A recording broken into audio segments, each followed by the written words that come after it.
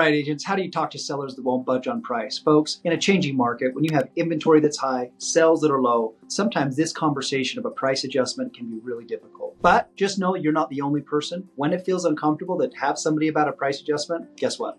I feel uncomfortable every single time. But it doesn't have to be that way. And I would actually say the uncomfortable word isn't actually a fit. It's just like, dang, it looks like now we need to make some improvements to that price and improvements to the showability of that property, as opposed to this challenging conversation. First and foremost, let me just tell you a quick story. We had some folks that essentially we were resurrecting a broken deal, okay? This was a conversation where the folks had a multi-million-dollar property. It was an amazing home. And this was a property that had been sitting and nothing had occurred. It's just they weren't having the showings, they weren't having the activity, nothing was going, okay? Folks, I went through and I just said, hey, look, I wanna just let you know that there is your property is like really an amazing property. You know, when we went and through all the details, I said, this is the issue. Your price is just too high. We need to showcase this property with a price that is in line with not only the market, but what your property is. And when we went through those numbers and we agreed to a price that they would have to come to the table with. They would have to pay to sell the property. In fact, they had told me, look, we want you to list it at this price because this is our break even. And I said, folks, I'm unable to list it at that price because the market isn't there. But I can list it here. And if you list it here, I'll be able to sell it. And guess what? Put it on the market at the price that I essentially said I could sell it for. I ended up getting them an offer within 30 days. Okay. We ended up having multiple showings and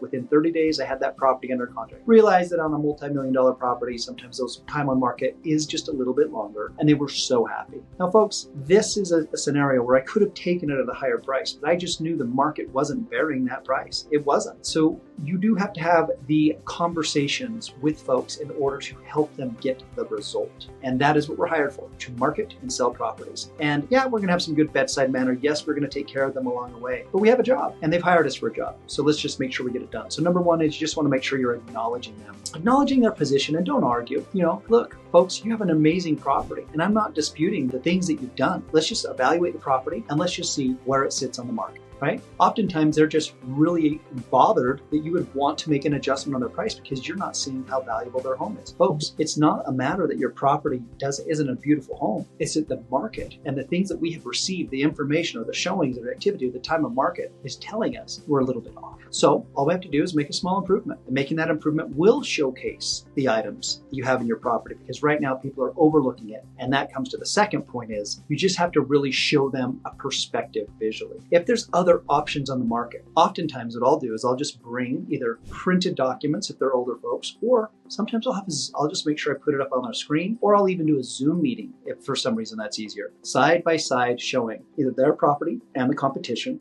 And sometimes we're just saying, hey, how much would it cost for you to do a kitchen like this? Well, look, this property is priced below yours, has more square footage and more acreage. Which property would you choose? Well, they'll probably have to fire sell it. Actually, this has been sitting on the market for about 21 days. You know, this thing hasn't sold. Just curious, how much would it take? Well, probably 30, 40 grand. Okay, if you're spending 30, 40,000, guess what? We are essentially, if they say, hey, you love this home at, hypothetically, 600,000, you're gonna love the one priced at 575. It's been fully improved, right? Show them. You're not telling them you need to adjust the price. I think this is what my gut tells me. No, let's look at the market and let's make a comparison and show them. Let me show you what has happened in the last 30 days, 60 days, 90 days. And just say, guess what? After 90 days, we're looking at a different market. Why? Because we ended up having a change.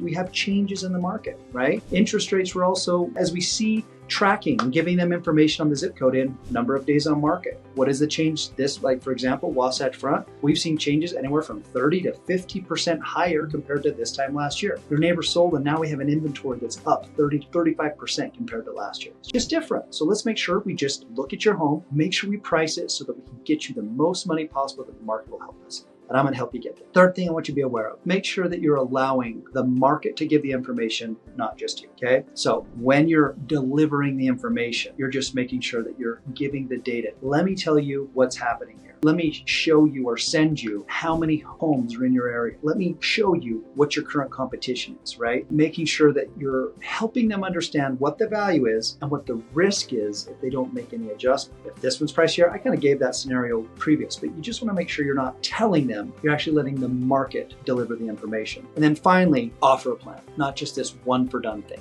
Okay, you want to make sure that you're offering a strategic move. This is the plan we're going to end up having for the next 14 days. We're going to evaluate the market. If in the next 14 days we don't see any changes, we are going to make a change. Okay, after 14 days after that, if we don't see the activity, the feedback, the offers, we're going to go ahead and let's make an adjustment then. Why? We want to keep the momentum, and time on market kills value. If you're a buyer looking on the market, time on market isn't going to help you get full price. So let's make an adjustments quick, but strategically that will help you net the most money, but based on the activities and things that we're doing.